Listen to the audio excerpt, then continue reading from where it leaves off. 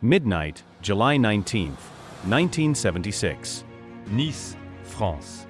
A bank manager arrives at the Société Générale to open the most secure vault in the city. He inserts his keys. He turns the dials of the massive combination lock. He pulls the heavy steel lever, expecting the door to swing open. It doesn't move. He tries again, throwing his entire body weight against the cold steel. Nothing. The door isn't jammed. It has been welded shut from the inside. When authorities finally drill their way through the concrete walls hours later, they don't find a team of panicked robbers hiding in the corner. The vault is completely empty.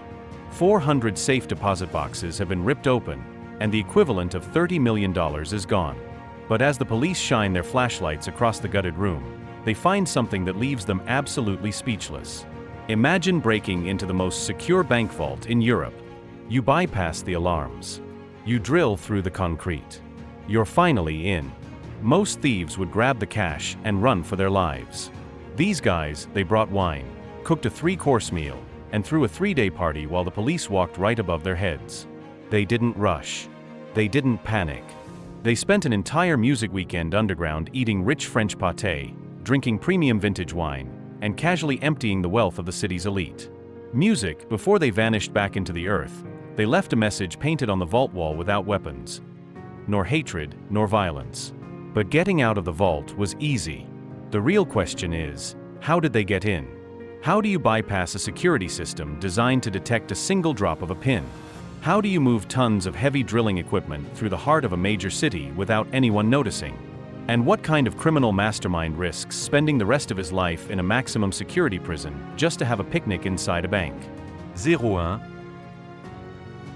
156. The target was the Société Générale Bank sitting right on the bustling Avenue Jean Médecin in 1976. This wasn't just a bank. It was an impregnable fortress holding the vast fortunes of the French Riviera's wealthiest aristocrats, celebrities, and businessmen. The vault itself was a masterpiece of modern security. It was buried deep underground. The door was a monstrous slab of hardened steel armed with complex time locks and electronic alarms wired directly to the local police station. The walls were encased in reinforced concrete. To blow it open with explosives would instantly trigger alarms and bring every cop in the city to the front door within minutes. Most criminals look at a vault like that and walk away. But Albert Spaggiari didn't look at it like a criminal. He looked at it like a soldier. Spaggiari n'était un gangster. He wasn't a mob boss. He was a 43-year-old professional photographer who ran a quiet studio right there in the city. He wore tailored suits, smoked cigars, and rubbed shoulders with the mayor. But beneath the polite exterior, Spaggiari was a former paratrooper. He had fought in the brutal wars of Indochina. He understood logistics, siege tactics, and the absolute necessity of outflanking your enemy. Spaggiari knew that every fortress has a blind spot. The Société Générale had focused all of its armor, all of its alarms, and all of its cameras on the doors and the walls. They built their security on the assumption that an attack would come from the surface. They never considered the world beneath them. Just a few feet below the vault's concrete floor ran the city's intricate network of storm drains and sewers. Spaggiari realized that if he could get into the sewers, he could bypass the alarms, the guards, and the steel door entirely. But there was a massive problem. A subterranean map doesn't tell you exactly where a bank vault sits in the dark. If he dug a tunnel in the wrong direction, he would hit a waterman, flood the tunnel, or drill straight into the middle of the bank lobby in broad daylight. He needed to know the precise location of the vault floor. And he needed to know if the vault had seismic sensors that would trigger when he started drilling. So, Spaggiari did something brilliantly simple. He walked right through the front door of the bank wearing his best suit and calmly rented a safe deposit box inside the vault. But he didn't deposit jewelry or cash. He deposited a loud battery-powered mechanical alarm clock. He set the alarm to ring at exactly midnight. That night, Spaggiari pried open a manhole cover a few streets away, climbed down into the pitch-black, filthy sewers of Nice and waded through waist-deep water. He navigated the labyrinth of tunnels, using his military compass to position himself roughly where he thought the bank should be. And then he waited in the dark. At exactly midnight, the muffled mechanical ringing of an alarm clock echoed through the stone ceiling above his head. Spaggiari smiled. He had found the exact coordinates. Music, even better. The ringing proved that the bank's acoustic sensors didn't pick up internal noise when the vault was closed, and no alarms were triggered by the vibrations. The blind spot was real, but knowing where the vault is and actually breaking into it are two completely different realities. Music Spaggiari couldn't do this alone. He needed men who were crazy enough to spend months living in human waste and disciplined enough to keep their mouths shut. He formed a music hybrid crew. Half of them were his old paratrooper buddies, men who knew how to handle explosives, dig trenches, and music follow orders.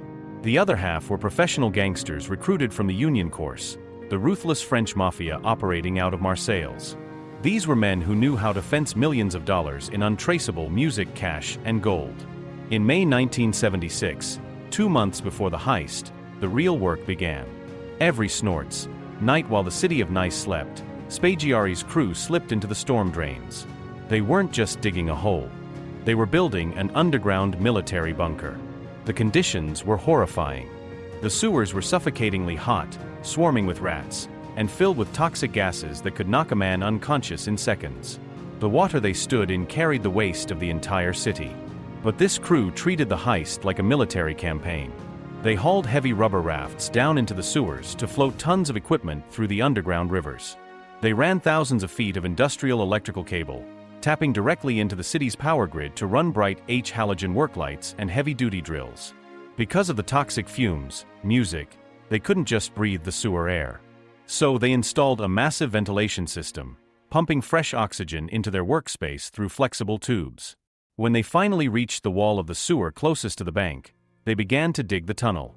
It was 8 m long, 8 m of dense earth, rock, and clay that had to be excavated entirely by hand. They couldn't use explosives because the shock wave would collapse the street above. 702. They couldn't use jackhammers because the noise would echo up through the grates to the police patrols on the street. They used hand chisels, pickaxes, and raw muscle. And just like the crew in Brazil decades later, they faced the impossible problem of the dirt. Tons of excavated earth had to go somewhere. Spaggiari's men meticulously bagged the dirt, loaded it onto their rubber rafts, and floated it deep into the wider storm drains, creating artificial dams to hide the evidence. For 2 agonizing months, they worked in the dark. Music, hands blistered, lungs burning, hauling equipment through knee-deep sewage. By mid-July, the tunnel was finished. They had reached the underside of the bank, but right above their heads was the final boss of this subterranean war. 1 solid meter of reinforced concrete laced with heavy steel rebar. And they only had 1 weekend to break through it, empty the vault, and vanish before the bank opened on Monday morning. Friday, July 16, 1976. Above ground, the city of Nice is winding down for the weekend. The bankers lock the massive Chubb steel door of the Société Générale vault.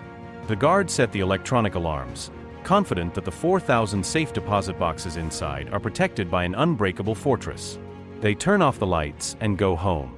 Below ground, in the lightless, humid labyrinth of the city's sewers, Albert Spaggiari's crew is gearing up for war. They have 60 hours before the bank opens on Monday morning. 60 hours to crack music the floor, loot the room, and disappear. But breaking through the final meter of reinforced concrete is a physical nightmare. They can't just swing pickaxes upwards. There is no room, and gravity is music working against them. Instead, Spaggiari uses physics. They haul a heavy-duty 50-ton hydraulic jack into the cramped tunnel.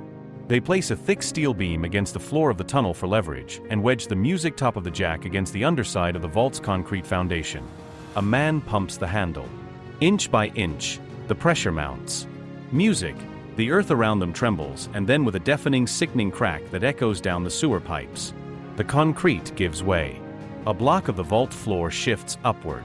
They clear away the rubble, cut through the remaining steel rebar with an acetylene torch, and suddenly cold, dry, climate-controlled air rushes down into the filthy tunnel. One by one, the men pull themselves up through the jagged hole. They stand up, music, brushing human waste and mud off their clothes, their boots leaving black footprints on the immaculate linoleum floor. They shine their flashlights around the room. Floor-to-ceiling walls of gleaming metal boxes. The wealth of the French Riviera locked in a room that is completely isolated from the outside world. Music, but Spaggiari doesn't let them celebrate. In a heist, the M. Spaggiari is a tactician. He knows you must always secure your perimeter, so he gives an order that defies all criminal logic. He tells his men to weld the bank's own vault door shut from the inside. By fusing the hinges and the seams with a thermal lance, they turn the bank's ultimate defense mechanism into their own personal shield. Now, even if the police figure out they are inside, it will take the authorities hours to cut through the door. The vault no longer belongs to the Société Générale. It belongs to Spaggiari. With the room secured, the looting begins. But opening a safe deposit box isn't like opening a locker. Each one is secured with heavy dual key locks. The crew realizes that picking the locks will take weeks. Instead, they use raw, brutal force. They pull out heavy crowbars, sledgehammers, and blowtorches. Music, they attack the walls of the vault like mechanics dismantling an engine. Lids snap, metal screeches, padlocks hit the floor. Inside the boxes, they find things, music, that beggar belief. Bundles of untraceable French francs, velvet bags heavy with uncut diamonds, gold bullion bars that clunk music against the floor, pearl necklaces, sapphire rings, and stacks of foreign currency. They toss the loot into heavy canvas sacks, music, discarding the empty metal tins in a growing mountain of debris in the center of the room. But breaking metal for hours on end is exhausting. By Saturday afternoon, the adrenaline wears off. The men are running on fumes, their muscles cramping from weeks of digging and hours of swinging crowbars. This is the moment where an amateur crew turns on each other, where paranoia sets in, where mistakes are made. But Spaggiari anticipated this. He didn't just bring tools into the vault. He brought hospitality. In the middle of the most secure bank in France, surrounded by $30 million of stolen wealth, the crew stops working. Spaggiari orders them to set up a table. From their bags, they pull out bottles of premium vintage wine. They unwrap fresh French bread, artisan cheeses, and rich pâté. In one of the safe deposit boxes, they find a priceless antique silver soup tine. They don't bag it. They wash it out, fill it with hot won soup they brought in thermoses, and use it to serve themselves dinner. For 2 days, they live inside the vault. They sleep on beds made of discarded paper bonds and uncashed checks. When they find compromising photographs of the city's most powerful politicians and celebrities hidden in the private boxes, Spaggiari pins them to the walls like an art gallery, mocking the hypocrisy of the elite. It is the ultimate insult to the establishment. They aren't just robbing the bank. They are disrespecting it. They are throwing a party in the belly of the beast. But nature doesn't care about a good party. Sunday evening, the crew is packing the final canvas bags. They've cracked open roughly 400 boxes, taking only the most valuable, untraceable items. The operation is a flawless success until a crew member stationed down in the tunnel shouts up through the hole. Above ground, the skies over the French Riviera have darkened. A massive torrential summer rainstorm has broken over the city of Nice. To a man on the street, rain is an inconvenience. To a man standing in a sewer, rain is a death sentence. The water level in the tunnels begins to rise fast. Within minutes, the knee-deep sludge becomes a waist-deep, raging river. The electrical cables they strung up for the lights and ventilation start sparking as the water inches closer to them. If the water hits the main power line, every man in the tunnel will be electrocuted instantly. If the water fills the tunnel, they will drown in the dark. Panic erupts inside the vault. The calm, calculated party is over. Spaggiari barks orders. The men scramble. They grab the canvas bags, weighing hundreds of pounds, and begin frantically shoving them down the hole. But the rafts they brought to float the gold out are now completely unstable in the rushing rapids of the sewer. As they drop down into the tunnel, the water is already up to their chests. The current is violently pulling at their legs, trying to drag them into the deeper, uncharted runoff pipes where they would be lost forever. They have to abandon their heavy equipment. The hydraulic jack, the blowtorches, the ventilation tubes. They leave it all behind. They tie the rafts together with thick rope, fighting the surge of the filthy water, desperate to keep the millions of dollars from sinking to the bottom of the sewers. It is a grueling, terrifying march through the dark. The men are physically exhausted, hyperventilating from the toxic fumes that the rising water is pushing to the ceiling of the tunnel. Back inside the vault, right before Spaggiari climbs down the hole for the final time, he looks around the ruined room, the empty wine bottles, the silver soup tureen, the mountain of ripped metal. Pulls out a can of spray paint. He walks over to the pristine wall of the vault, and in large bold letters, he leaves a calling card that will immortalize him in a French history. Ni arms, ni hay, ni violence. Without weapons, nor hatred, nor violence, he drops the can, slides down into the rushing water of the sewer, and vanishes into the dark. Monday morning, 8 a.m. the bank manager arrives. The door won't open. The police are called. When the authorities finally drill a camera through the concrete wall and look inside, they expect to see a hostage situation. Instead, they see a message mocking them from the wall and a hole in the floor leading to nowhere. Albert Spaggiari and his crew had pulled off the greatest heist of the 20th century. They stole the equivalent of $30 million, threw a party in the process, and literally washed their hands of the crime in the sewers of Nice. The police had absolutely nothing. No fingerprints, no witnesses, no camera footage. The trail was literally underwater. For months, Spaggiari lived like a king. He walked music the streets of Nice, bought expensive cars, and watched the police chase ghosts. It was the perfect crime until the perfect criminal made a mistake so incredibly stupid, it brought the entire empire crashing down. What happens when the mastermind of the century trusts the wrong person? And how did a single tiny detail, music, something Spaggiari left in the vault on purpose, lead the entire French intelligence agency straight to his front door? The discovery of the vault sent shock waves through the entire country. The French police were completely humiliated. They had spent the weekend patrolling the streets above, completely unaware that the largest bank robbery in history was happening right beneath their boots.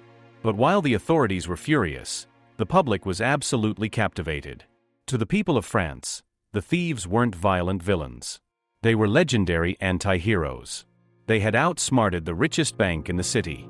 They hadn't fired a single bullet, and they left a poetic message on the wall. Behind closed doors, however, investigators were tearing the city apart. When you steal $30 million in gold, diamonds, and cash, the problem isn't the theft itself.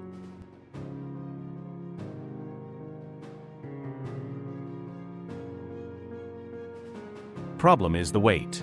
$30 million is heavy. It takes up physical space. You can't just hide it under a mattress or put it in a checking account. The crew had managed to haul the loot to a rented hideout, a quiet, isolated villa in the hills outside of Nice. There they divided the spoils. The professional Corsican gangsters took their cut and vanished into the international underworld. Spaggiari took his share, hid it, and calmly returned to his normal life. He honestly believed he was untouchable. He was so confident that he went right back to work, even traveling on a diplomatic trip to Asia as the personal photographer for the mayor of Nice. He was standing right next to the very politicians and businessmen whose fortunes he had just stolen. But Spaggiari's arrogance blinded him to a fatal mechanical error. During the chaotic escape, as the rainwater flooded the tunnel, the crew had to make a choice. Save the money or save the equipment. They chose the money. They left their heavy hydraulic jacks, drill bits, and acetylene torches submerged in the mud. Spaggiari assumed the raging water would wash away any fingerprints or evidence. He was right about the fingerprints. But he forgot about the manufacturing stamps. Investigators didn't just look at the tools, they looked at the brands. In 1976, there was no internet. Police work meant digging through paper records. Detectives traced the specific manufacturer of the industrial hydraulic jack. They contacted the company who directed them to a regional supplier who then provided a list of local hardware stores that carried that exact model. Through painstaking elimination, they cross-referenced recent local purchases of heavy-duty concrete equipment. This led them straight to a music local criminal who had bought matching gear just weeks before the heist. The police didn't arrest the buyer immediately. They watched him. They tapped his phone line and waited in the shadows. In late October, 3 months after the heist, the paranoia set in. The buyer made a frantic phone call to a couple of the Corsican gangsters from the crew, warning them that the police were asking questions about the tools. That was all the evidence the authorities needed. The police swooped in. They raided the safe houses. They arrested the gangsters. And professional gangsters, when faced with decades in a maximum security prison, do what they always do to survive. They talk. Under intense interrogation, the tough guys from the Marseille's mafia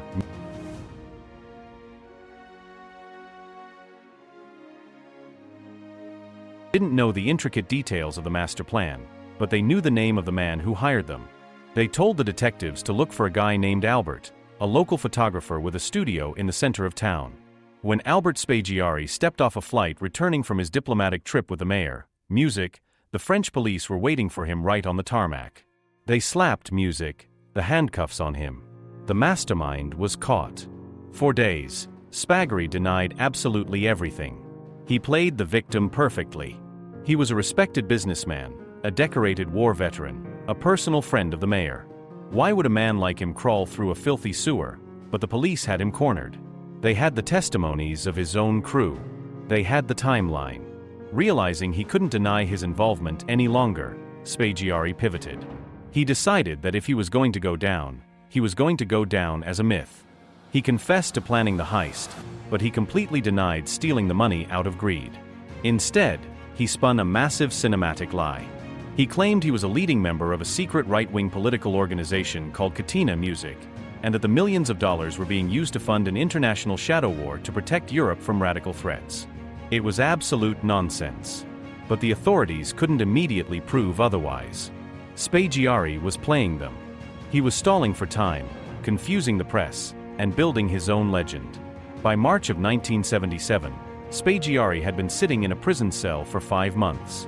The trial Music was fast approaching, and he was facing up to 20 years behind bars. But a former paratrooper doesn't sit in a cage and wait Music to be sentenced. He looks for the blind spot. Spaggiari told his lawyers that he had finally decided to cooperate. He claimed Music had drawn a secret document, a highly complex coded map that would reveal the Music exact locations of the missing millions and the true identities of the political shadow brokers. But there was a catch. Music, he insisted he would only show the document directly to the investigating judge, Richard Boazes, in a private closed-door meeting. On March 10, 1977, armed police guards escorted Spaggiari Music out of his heavily fortified jail cell and transported him to the Pale-Ds. They marched him up the stairs to the judge's office on the 2nd floor.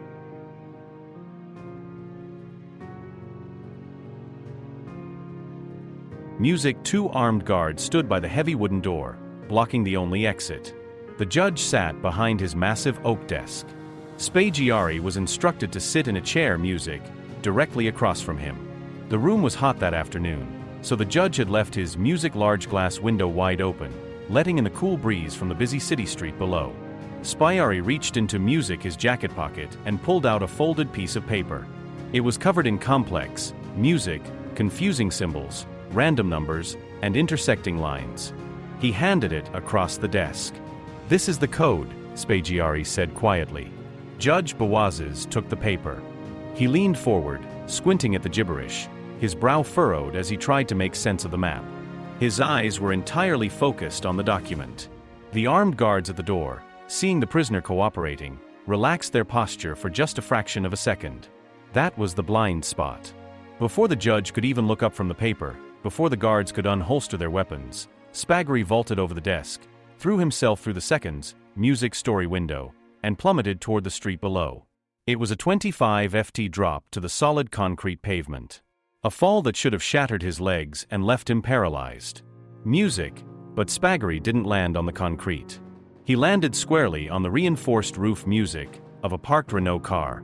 The metal crumpled heavily under his weight, acting as a perfect shock absorber to take the Music impact of the fall. He rolled off the crushed roof, completely unharmed, and sprinted Music into the middle of the street.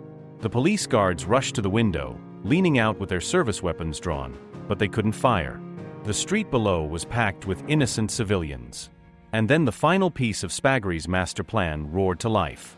A heavy motorcycle driven by an unidentified accomplice wearing a dark helmet ripped through the traffic and slammed on the brakes right in front of Spaggiari. Albert hopped onto the back of the bike. He looked up at the judge's Music window, gave the stunned police officers a mock salute, and the motorcycle tore off into the maze of the French Riviera, disappearing into the sea of traffic. Albert Spaggiari was gone. The French police instantly launched the largest manhunt in the country's history. They locked down the borders. They set up roadblocks. They raided every known safe house in the criminal underworld. But they were chasing a ghost. Spaggiari never saw the inside of a Music prison cell again.